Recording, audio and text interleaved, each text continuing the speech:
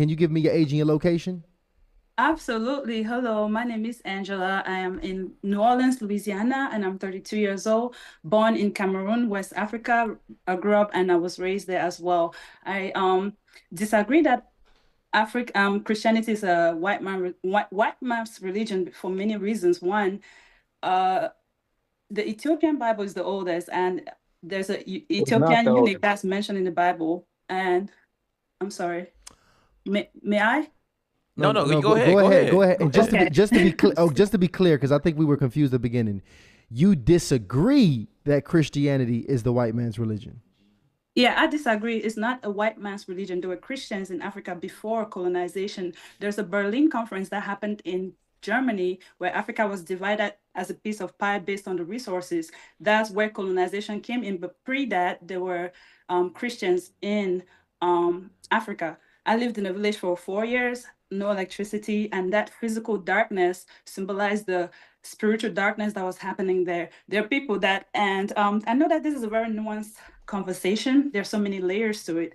And from a lot of hard conversations with my now best friends and going to HBCU, shout out to Morgan State University, Baltimore, learning a lot of perceptions from this end of things. I think that because of slavery and being stripped of, uh, being our African American brothers and sisters, and I'm saying this so carefully because please hear my heart.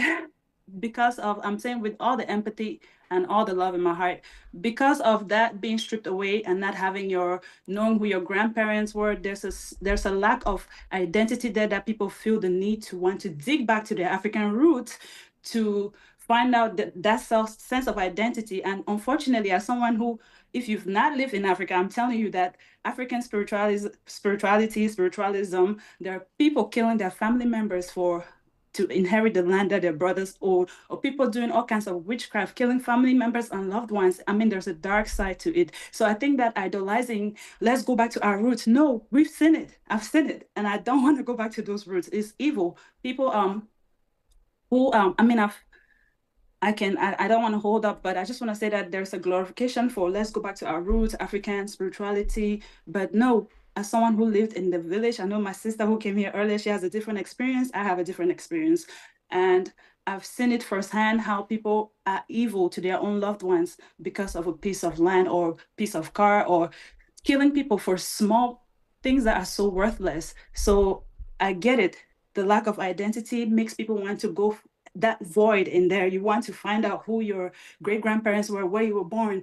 And trust me, I can't say that I understand because I've not experienced that. But I want to say that the answer is not trying to go back to African spirituality because it's done a lot of hurt more than it has done any good.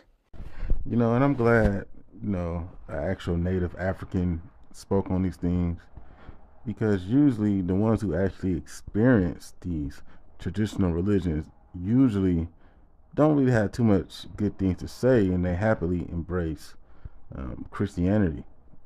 Maybe except the ones who are in like a high position, a leadership position in these traditional religions, then they'll say something different. But I feel like the overwhelming majority of Africans have the same sentiment as this lady, where